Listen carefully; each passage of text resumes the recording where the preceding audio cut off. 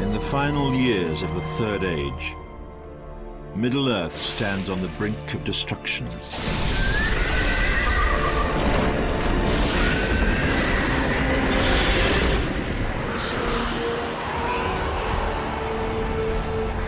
Free Peoples are under threat from Sauron, the Lord of the Rings, who prepares his vast armies for war.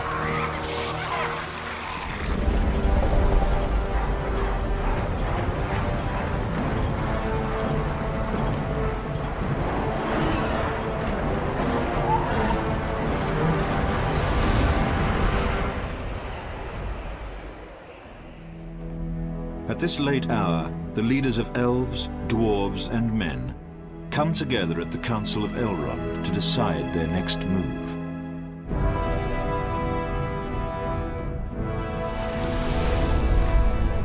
After the Fellowship is assembled and heads south to destroy the source of Sauron's power, the remaining leaders prepare for the Dark Lord's assault upon the northern lands.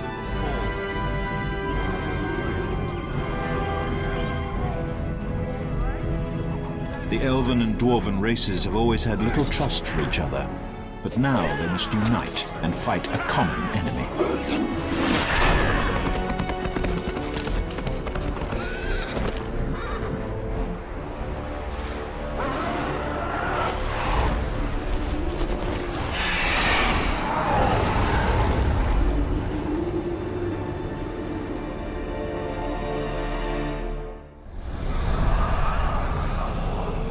Dark Lord Sauron's influence spreads far across the lands of Middle-earth. Goblins descend from the Misty Mountains. A vast army flows from Dol Guldur, his evil fortress in Mirkwood.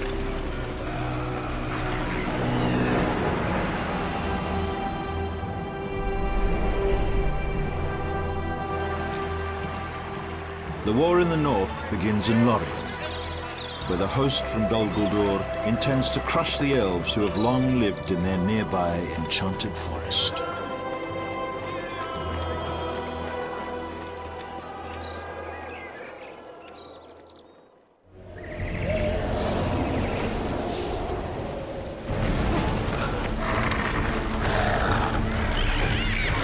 The elves of Lórien have been driven from their enchanted forest.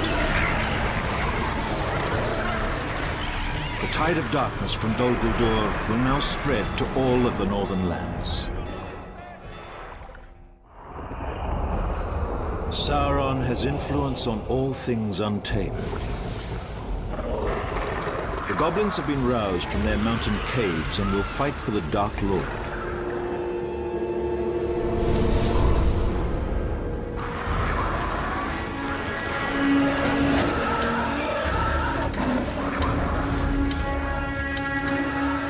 Even now, their armies advance on the ancient elven port city of Mithlond. Sauron also sends the corsairs of Umbar to attack from the sea. Once this port is destroyed, the elves will have no hope of escaping to the west. The remaining elves have scattered into the hills.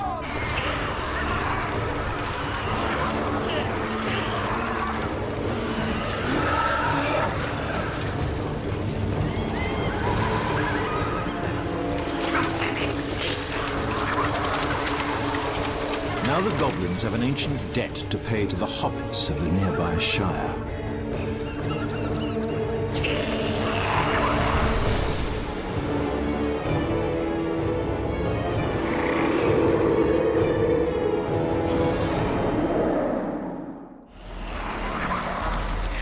Long ago, a great goblin chief led an army into these lands known as the Shire.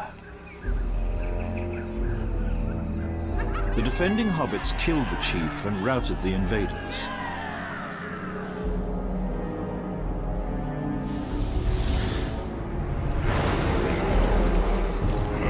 The Battle of Green Fields has not been forgotten by the goblins and their kind. Now their leader returns to the land of the hobbits with a determination to triumph where his ancestors failed.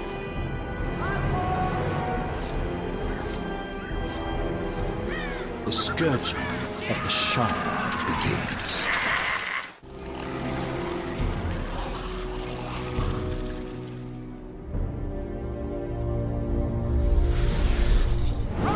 The Goblin invasion appears to be unstoppable.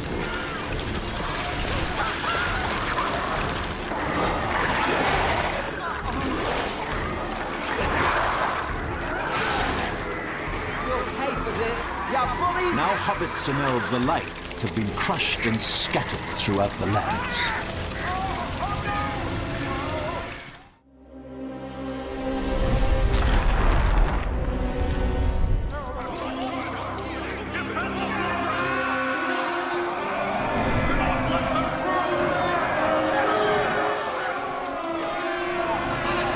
Dwarves and men are making a stand in the abandoned stronghold of Foremost. The Goblins seek to destroy the defenders and take this ancient fortress as a prize.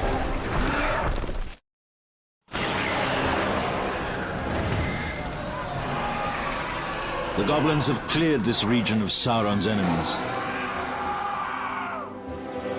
Rivendell is near, but its destruction must wait for now.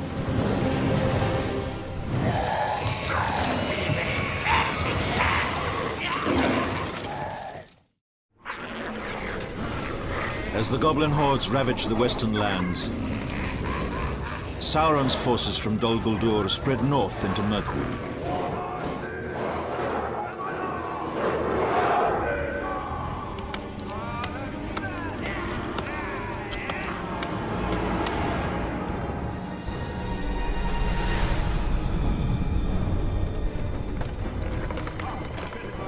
The Old Forest Road divides the Great Woodland and is key to the domination of the region. The Wood Elves of this forest, led by King Thranduil, have long protected this road. They will not give it up without a fight.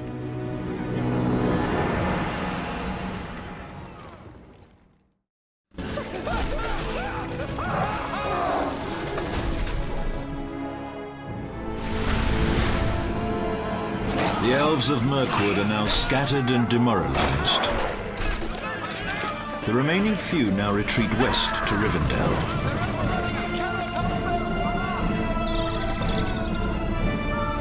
The time has come for Sauron to bring the war to the dwarves. They are a proud people and will not easily surrender.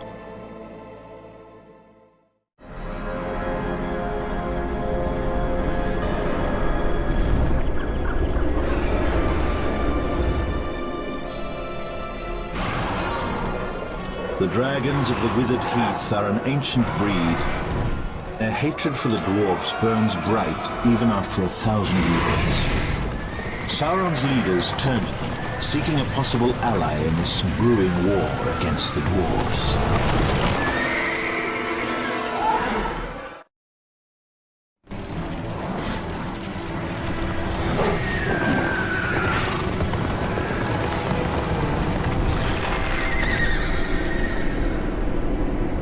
The Mouth of Sauron enlists the Dragon Lord to help root the dwarves out of Eriador and rid them of their king. The coveted mountain fortress itself will be given as a prize. The time has come for dragons to fight for Sauron.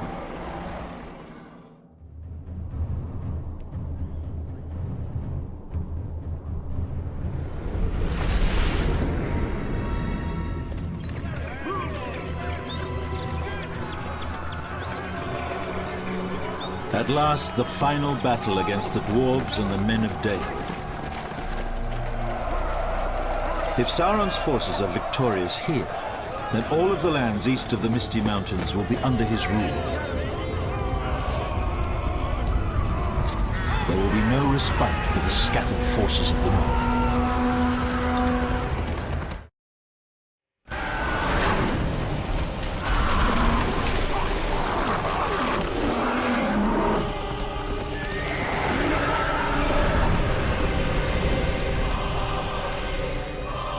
Just as the dwarves were long ago driven from the mines of Moria, now they've been purged from their mountain home in Eriador.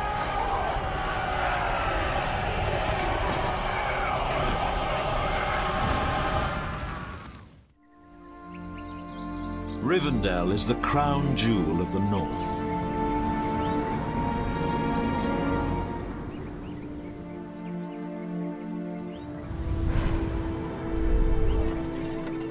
This sacred city is the last refuge for the free peoples of Middle-earth.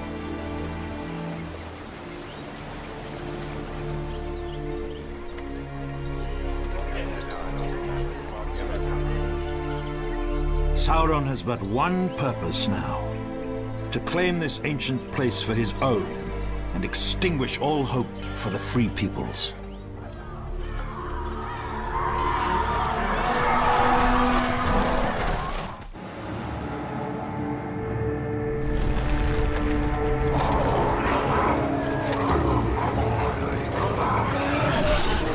Sauron's reign over the northern lands is unopposed, as the leaders of the free people are no more.